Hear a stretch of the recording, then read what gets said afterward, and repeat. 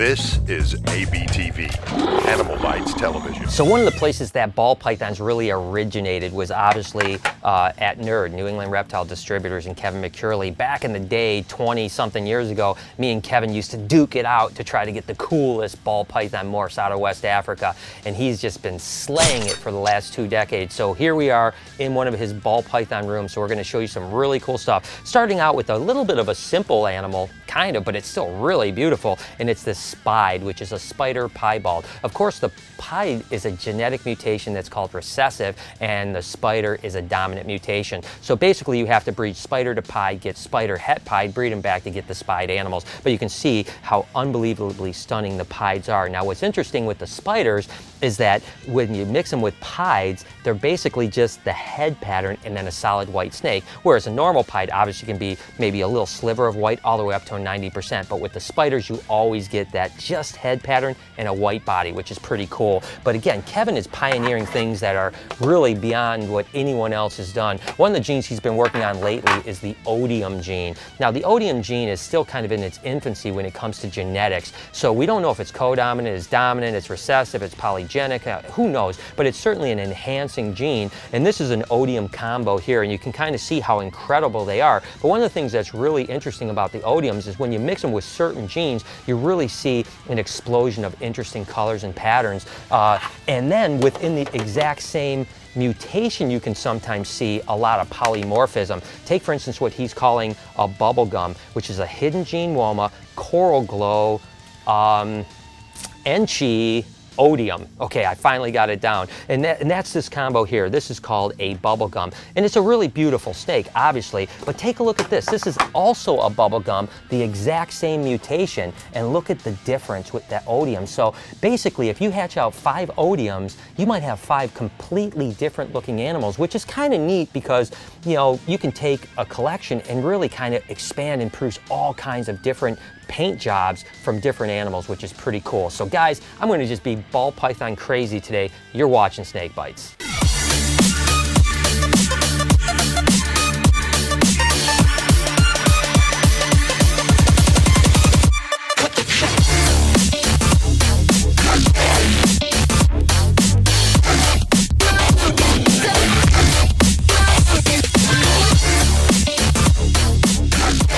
Basically, so where we are now is we have an incredible palette of morphs, which are inclusive of color and pattern. I mean, it's just beyond, it's beyond really your imagination, how many base morphs there are, how many combinations. I've been all over the country to some amazing collections, but I tell you, there's nothing like when I come to Kevin, because I see things I didn't even know existed. This happens to be a combo between a bling yellow belly, a fader, a lucifer, and a coffee. Now, the coffee gene is interesting because as they get older, like a bunch of white ends up coming through, and this happens to be a spider version of it, and you can see how much white is in this animal, but there's absolutely no calico and there's no pied in this animal. So that mutation altogether makes some crazy stuff. And again, that's what's interesting about the ball python game, is that once you start mixing all these animals together and you get 4, 5, 6 genes in the right combo, sometimes you end up unlocking a hidden gem like we have here. Kevin always has these projects that are pretty stunning, but doesn't ever really want to release to me what they are. And I don't think that he's trying to keep it a secret. Maybe he's just trying to be a little coy with his little projects. After all, he is called the evil morph god, so he's certainly in his little lab here creating some monsters like these guys. And he calls this project the Orion project. And I tried to kind of pry a little bit with him, but he wouldn't really give me too much information. I did get a little out of him that it sounded like there was super stripe involved and hidden gene woma involved. But as you can see, I think this one might have enchi as well, but like I said, who knows? All I know is that it's one sick looking snake. I mean, look at it, it's just pretty much yellow with a couple little freckles on it. And that's where that enchi really looks to be coming out. Really cool, but look at this one. And again, this one, I have no clue what the hell is in this one at all, but I tell you what, it is stunning. The one thing that he said was absolutely not in this animal is the one thing I thought for sure was in this animal, and that, of course, is pied. He said there is 0 piebald in this animal right here. So your guess is as good as mine of what this is, but it is absolutely ridiculous and stunning. So I don't know, guys. Orion project, I think it's an awesome project. Have no clue what it is, but it's super awesome. It's one thing just, you know, if you look at, let's say, okay, Pastel, that's like the static gene, you combine it with a spider, and you're always going to kind of make the same kind of version. It's gone way beyond that now. So all these little dinker genes and all this different stuff is now intermingling with everything. Now it starts giving, you know, you get a bumblebee with more white. You get a bumblebee where there's less speckling and all this different kind of stuff. So it just continues to take off. This is actually a pretty cool little snake here, and I don't work with this particular line. Of course, you guys know about the scaleless ball pythons and the scaleless head ball pythons that we originally did. Well, there's another line that's called a microscale, which was really similar in the sense that you can see on the top of its head, it's missing a bunch of scales, and this one's actually even missing the heat pits, which is something you don't see with the scaleless head animals that I work with. And then there's even some little microscales down its back that are missing. Now, this is definitely something that's inherent when you breed this. Half the babies are coming out with some very amount of missing scales. Now, we don't know when you breed two microscales together, will you get a solid scaleless snake like with the scaleless heads, or will you get, again, more like a piebaldism where there's random amounts of scales missing? We just don't know the answer to that yet. But again, there's the scaleless heads and then there's the microscales. But there are some differences. Again, the scaleless heads typically only have scales missing on their head. There's no jumbled scales on the body whatsoever, and they're never missing heat pits as that het version until they get to the super version, which of course is completely scaleless. This happens to be a microscale lesser, which is pretty darn cool. All right, so we're in one of the adult ball python rooms now, and there's a ton of really cool stuff here. Take a look at this animal right there. This is actually a GHI soul sucker. Now, the soul sucker is actually a hidden gene woma lesser, and of course the GHI is a codominant mutation that it works really cool by making animals a little bit darker, a little bit more busy pattern and stuff. So when you're mixing the two, it's pretty interesting because really the soul suckers is kind of a reduced pattern, and then the GHI is a busy pattern. So it's kind of an interesting combo there. This isn't exactly a ball python, but man, is she an interesting animal here. Take a look. This is called a wall, which is actually a woma python ball python cross. So it's a hybrid. And we've talked about hybrids before, how it's kind of difficult because a lot of times their stuff doesn't line up exactly well. So to be able to get a ball python from Africa to breed with a woma python from Australia, that's pretty awesome. And it came out looking really interesting. And of course, Kevin's breeding it back to some interesting projects to see if maybe once you get some mutations involved in that hybrid, would it be kind of interesting too? I have no idea. Sticking with the soul sucker stuff, I want to show you this really quick. This is actually what they call a red spectrum, which is a soul sucker. In a way, you know, it's got that hidden gene woma and lesser, but then it's also got the bling yellow belly and also pastel too. So it kind of gives like a completely different look. So these are some of the kind of combos that are really interesting. And then when you can add in Enchi and start getting Inferno stuff, I mean, it's really a great gene. So a lot of potential there. And again, that kind of neat coloration that you don't see with everything is kind of cool too. What do we have here? We have, let's see here. Oh yeah, this is just some more of that soul sucker type stuff, but this is actually, I think it's just pastel soul suckers maybe?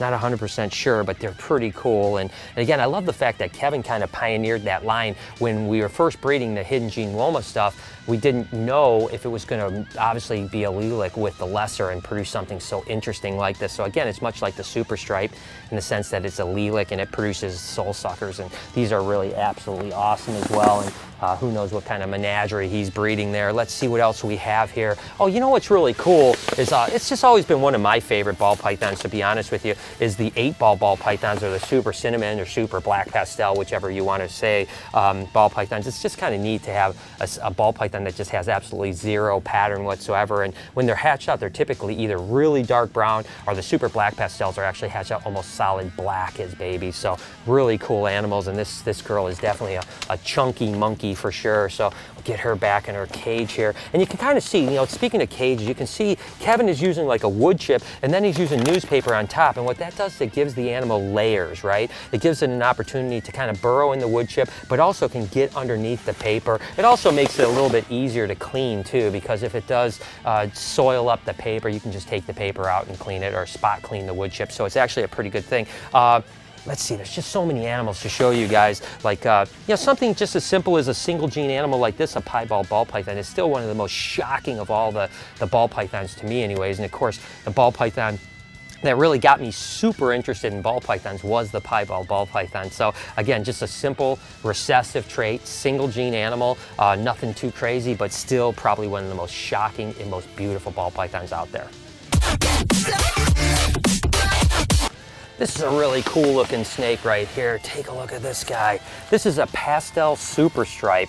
And they've been around a little bit, but they're always still really stunning. Now, the Pastel, of course, the codominant gene, and then this has a yellow belly gene that's codominant as well, but then it also has a specter gene. So the yellow belly and specter are allelic. When you put them together, you can get the super stripes, but you can't ever reproduce super stripes without both yellow belly and specter involved. And of course, the Pastel you can breed into pretty much anything, but the three genes together make one stunning animal for sure. And again, although it's a little bit of a difficult animal to work with because of the allelic trait, you can still make some really cool stuff. Let's take a look at this one. This one really kind of surprised me a little bit. This is a Mojave, let's see, a Mojave Inferno fader. Now the Inferno goes back to that hidden gene Woma stuff, but for whatever reason, this animal came out more busy than I expected it to be. I thought it was going to be like all these little alien heads I would have expected to be gone in this mutation, and instead it was there. So that really kind of made it out really cool. But again, a lot of genes going on in here, and again, that hidden gene Woma thing is very much so the same way as that allelic animal with the super stripe, and the fact that whether you're breeding it to lesser or Mojave, it reacts really weird to make Inferno stuff and soul sucker stuff and all that kind of other mumbo jumbo stuff. Let's take a look at here. Oh, this is take a look at this guy here. This is a really pretty snake here. This is actually a coral glow hidden gene Woma, just like we were just talking about, but then it's also an Enchi. And again, the Enchi gene is kind of that enhancing gene. And when you get super Enchis, of course, they're even more reduced and more bright. So when you put that, the two genes I think mix really well are Enchi and coral glow or banana, whichever way. So mixing that hidden gene Woma into it as well really makes it interesting. So again, just another stunning combo.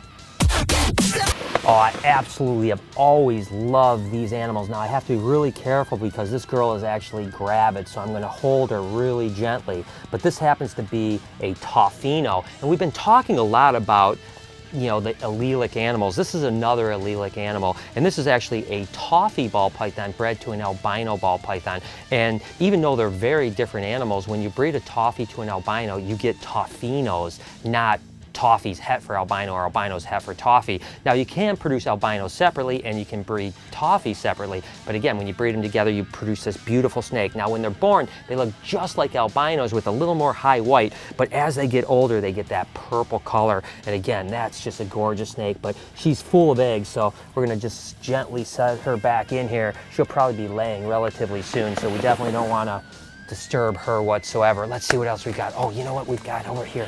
Take a look at this animal. Whew, this thing is awesome. This is actually an axanthic killer bee.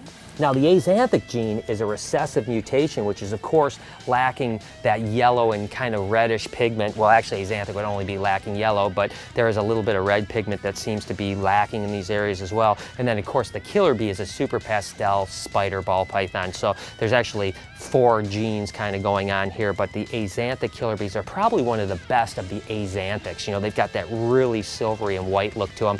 And again, I remember when Kevin produced the very first killer axanthics, they were absolutely crazy. And I remember, I think even some people were calling them zebra ball pythons at the same time, but nevertheless, that's a beautiful snake. And let's see, of course, it's breeding season here at Nerds, so there's a lot of females that are laying eggs, and we have this hidden gene Woma right here that just laid a clutch. So let's take a look and see what she's got. That's always cool. Now, I wish this was my snake because I love pulling eggs, but we're just gonna take a peek at her right now. And wow, look at that beautiful clutch. She's got 2, 4, 6, 8, 9 eggs. Look at her, she's a good mom too, just coiled up around protecting those eggs. You get very close, she's definitely gonna take a pop at you. But man, I tell you, Kevin's collection of ball pythons is absolutely insane. And I could stay here all day long just opening up tubs, but the fact is we've got other things to do, and I hope you guys have enjoyed a little bit of a look inside the ball python mania here at Nerd. As always, I'm Facebooking and tweeting my way through things, so make sure to follow me over at SnakeBytesTV or on Instagram at SnakeBytes.tv. And now on Snapchat at SnakeBytesTV. Until next week, you've been watching Snake Bites. Sky's the limit, and we just need to, I guess now I'm very much into refinement, so I'm really getting particular how clean it is. I don't want the stippling. I want this pattern reduction down here. I only want like a little bit of pattern on its head and its neck, and almost nothing on the body. I don't want brilliant yellow. We're kind of going in that direction. So we really are defining the look of these animals because we can.